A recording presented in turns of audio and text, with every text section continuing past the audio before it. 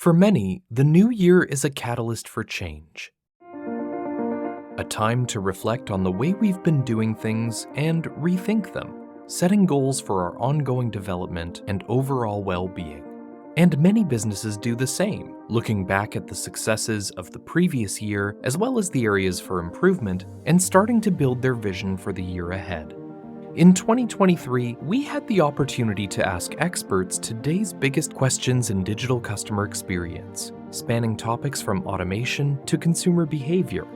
And from these conversations, we've made a list of 6 actionable insights you can add to your roadmap for the next 12 months. Stay tuned, because today on Questions for Now, we'll ask, are these digital CX resolutions on your list for 2024?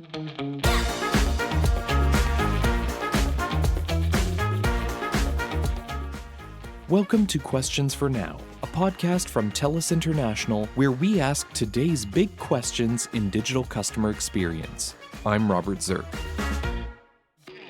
Number 1. Leverage technology to scale your CX. How can businesses of all sizes use technology to improve customer experience delivery while also bolstering the human connection? This was a central theme of our episode asking how startups can achieve the same world-class customer experience as a Fortune 500 company. One of the experts we spoke with was Alroy Almeida, the director of deep tech at Velocity, a leading startup incubator in Canada. Alroy acknowledged that growing startups face challenges when trying to deliver a high-quality customer experience, but he encouraged leaders to harness technology that maintains the humanity in customer interactions. It does take a lot of time. And that's where using technology to help you, to augment what you're doing, can be so valuable. Like, human interaction is one of the least scalable things. Software, for most intents and purposes, is infinitely scalable. So while you might not be able to go meet with every single customer, video calling has obviously done a lot to help there, but you can use tools to record yourselves and not just send a generic email, but you're responding directly to them. You're showing your face, you're showing your personality. That type of empathetic human support is invaluable, and technology can actually play a critical role in making sure that type of human support is available. Incorporating chatbots and self-service options into a holistic CX strategy to address human needs can help ensure agents have greater capacity to provide empathetic support and solve complex inquiries. A Salesforce survey of senior IT leaders reports that 84% believe generative AI will help their organization provide better service for their customers. Brian Hannon, Global Head of Customer Experience Innovation at TELUS International, highlighted how these technologies can help provide better self-serve options for companies while improving their resources. Allowing the customer to self-manage their experience is obviously lower cost than not being self-managed. And so setting up to have the right access to information, the right access to tools that can help guide for information, whether that's positive chatbots that are functional and work effectively, can be very positive as well. But I think the judgment on what are the right technologies that will work for that company is an important one. So it's not just any chatbot. It's got to be a chatbot that solves the problems effectively, and that there's a safeguard against the chatbot not working as well. Alroy and Brian share many more tips and strategies in the episode, How Can Startups Achieve the Same World-Class Customer Experience as a Fortune 500 Company? Whether your business is a startup or an established industry leader, you'll find a wealth of insights in this episode. Number 2. Make your customer experience effortless across all channels. When we asked how customer expectations change in difficult economic climates, our guests noted customers are seeing less of a distinction between the in-person and digital experience. Charles Lindsay, Associate Professor of Marketing at the University at Buffalo School of Management, explained why it's important to think of your brand experience, and by extension, your customer experience, holistically, ensuring that every channel is integrated and experiences are effortless. We use a term a lot, and you see this a lot everywhere now in business, omnichannel management, where companies are managing their in-store presence and their digital presence, whether it be online mobile or online desktop, tablet, what have you. They're managing their various channels in a way to create a 360-degree experience with consumers that is seamless. Charles noted examples like BOPIS, which is buy online, pick up in store, and online grocery shopping, both of which became more widespread as businesses adapted to the pandemic and have continued to be a popular option among consumers. But while the share of online purchases continues to grow, Charles cautions that these changes don't mean in-store shopping is a thing of the past. In fact, some online retailers who started out strictly online are starting to open their own brick-and-mortar retail outlets. All we hear about nowadays, online, online, online. And online is important, no doubt. That's where the growth is, 8, 9, 10% still around double-digit growth. But what people fail sometimes to understand is in most product categories, 70, 80% of total spending is still in-store. So $4 out of every 5 still in store. So that is going to be with us still for the foreseeable future. Check out the episode How Do Customer Expectations Change in Difficult Economic Climates to learn more about how consumer behavior is shifting and the tactics brands are employing to adapt. Number 3. Create an automation roadmap with clear objectives. Automation has the potential to reduce costs, improve accuracy, and streamline customer support delivery. And robotic process automation in particular can speed up repetitive tasks like gathering customer information, searching a knowledge base, and completing after-call work. But for RPA's many benefits, there are significant challenges when it comes to implementation. An Ernst & Young study found that between 30 to 50% of robotic process automation projects fail globally. As we debunked myths and misconceptions in our episode titled, What Do People Get Wrong About Automation?, Nigel Deveraj, Senior Product Manager of Hyperautomation at TELUS International, outlined a few reasons why the failure rate is so high and what leaders can do to increase the likelihood of success. One of the main reasons is lack of clear objective, not understanding the business objectives and goal. If that's not clearly defined, the automation project is going to fail. The next one is going big, meaning you start with the most complicated thing and you're trying to do all of it at once. The concept of call, walk, run cannot be overemphasized when you start with automation. Start with something simple, get a quick win. Everybody embraces that quick win and then start building on it versus trying to run out of the gate. And by the way, not everything should be automated. Some things should just be optimized. Automation is a better solution for more of the long-term, that repeatable activity. The ROI is better there, and you actually get more value as a company than just a quick fix. There's nothing worse than adding automation that does not add value. Automation requires human support to succeed, and as you look to build your roadmap and plan for implementation, it's important to remember the technology and processes you implement are meant to improve the human experience for your employees and your customers. Companies need to spend time educating their team members on what is the impact, why they're implementing automation, and what that means to them. If you don't go through the process and put the effort into managing that change, getting your employees to embrace it wholeheartedly, then automation will fail because people are going to either try and work around that, or they're just going to be unhappy with it because they think that's replacing me. The most successful companies are the ones who take a human-in-the-loop approach, meaning human interaction and oversight is happening alongside the use of technology solutions. This ideally creates a feedback loop that allows the technology to improve over time for more accuracy. Nigel stresses that successful automation isn't just dropped in, it requires continuous management. Just why we use the concept of a digital agent. We love to ask our customers to try and embrace the technology, name it, make it part of their team, because it's something that needs, just like a human being, needs to be maintained, needs to be cared for, and needs to be monitored.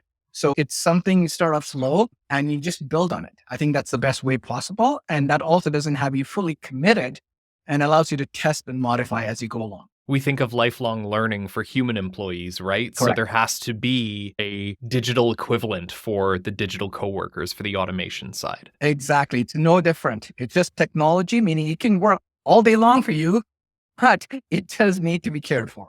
Our episode titled, What Do People Get Wrong About Automation? Explores the evolution of automation, the benefits of RPA and customer experience, and the impacts of automation on the employee experience. Be sure to listen to gain valuable insights for your automation journey. Number 4, Leverage innovative technology to recruit the CX talent you need. Between fluctuations in the labor market, an ever-changing supply of talent, and competitors recruiting for similar roles, it's not always easy to find and hire for the roles you need. So we asked our guests how brands can leverage innovation to recruit top-tier talent in digital customer experience. And one strategy they identified was to look toward technologies like automation and generative AI. Tricia Williams is the Director of Research, Evaluation, and Knowledge Mobilization at Future Skills Center, a Canadian organization that works to help job seekers gain the skills they need to succeed in a changing labor market. She spoke to a collaboration that Future Skills Center participated in, resulting in an AI-powered assessment tool that edited job postings to broaden their appeal to a wider talent pool. So for instance, one job posting was submitted by an employer, and they said, the title of this job is Administration and Financial Coordinator. And if you make it Administration and Financial Organizer and remove the university education requirement, you're going to get a lot more job postings. That was all done by AI. The modified job posting attracted 80% more applicants than the original, and the successful candidate that they identified was through the modified job posting. So you can see that AI can be actually a really good tool for generating new ideas that we hadn't thought of, maybe through human intelligence, of how to appeal to a wider range of candidates, remove some qualifications potentially, or modify them, make them more skills-based, and actually create better matches between labor supply and labor demand. Another tactic driven by technology is the use of predictive analytics, which can identify great hires not only for now, but into the future. Pamela Rodas, Senior Director of Global Talent Acquisition at TELUS International, said that companies need to make the recruitment process less about themselves and more about the candidates that they want to receive applications from. She spoke to how her team uses AI not only to assess to the role that's been posted, but also to assess the potential that candidates have to grow within TELUS International.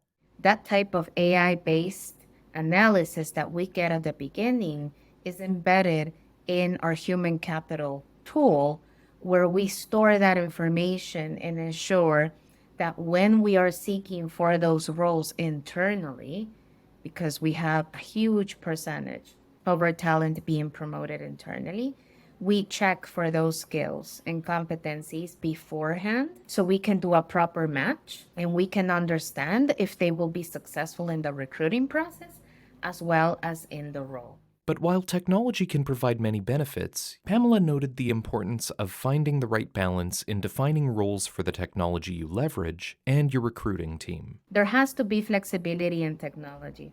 I've had many conversations with certain leaders in other companies that say, I implemented 3 types of tools. They were super expensive and we still needed the same amount of recruiters to actually hire that amount of people. So why don't I just stick with people and forget about that expensive technology? It doesn't work that way. It has to be a combination. And that's one thing we have learned over the years. You can have the fanciest tool and still not have the best approach with candidates.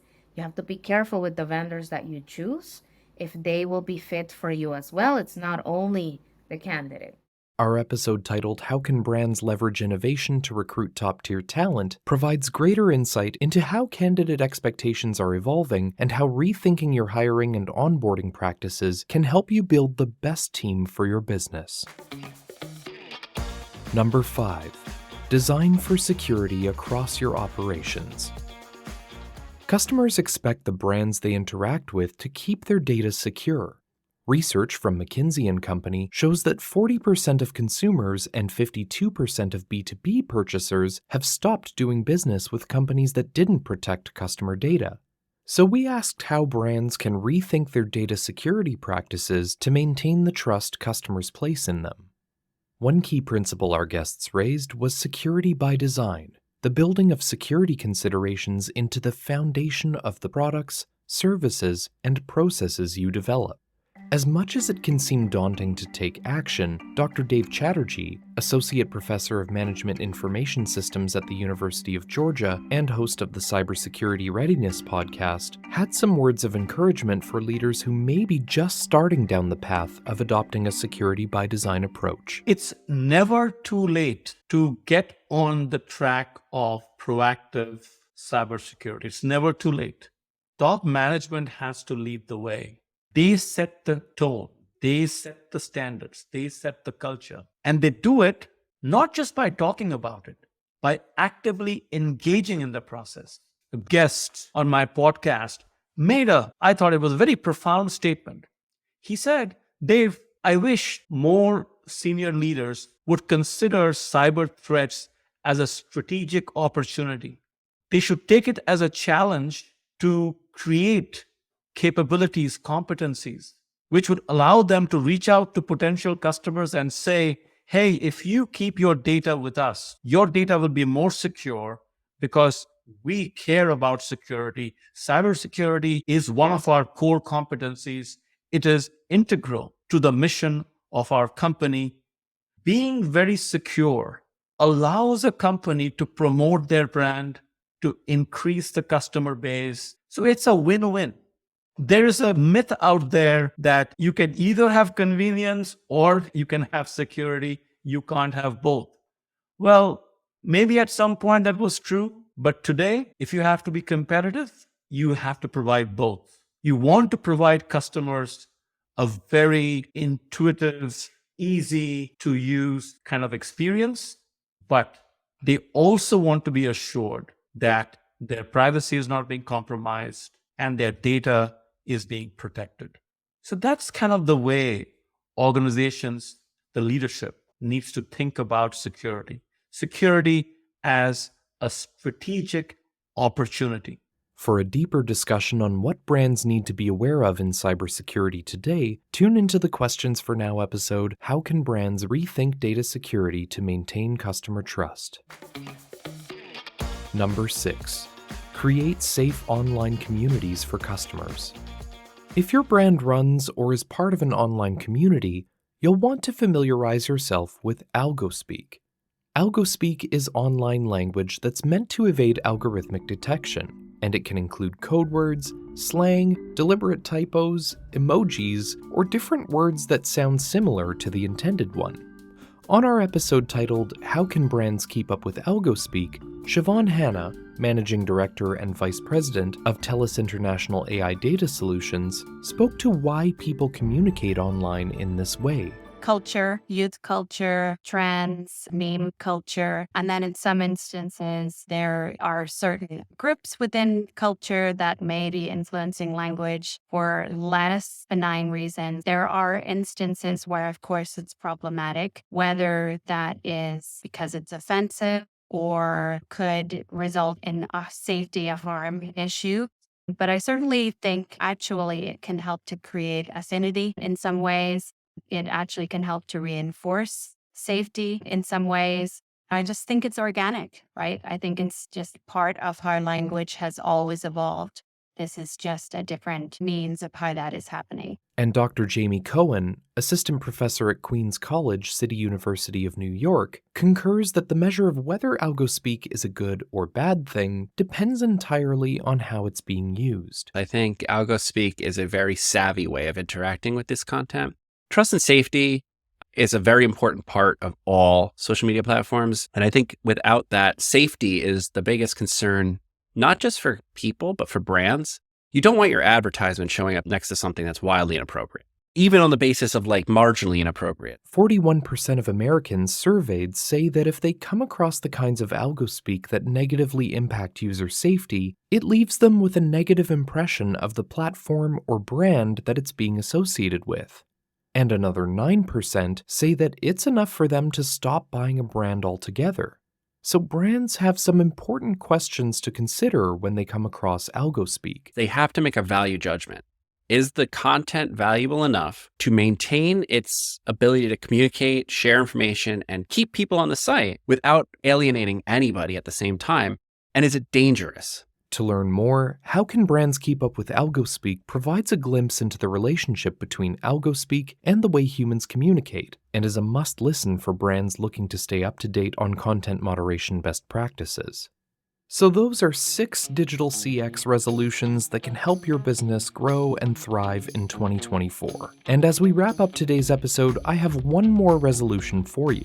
And that's, if you're not already following, to hit the follow button on Spotify, Apple Podcasts, or wherever you're listening to Questions for Now.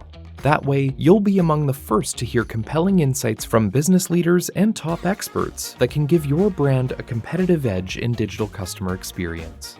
In 2024, we'll be asking big questions pertaining to topics like voice technology, generative AI, and much more. So again, be sure to follow to hear episodes as soon as they're released.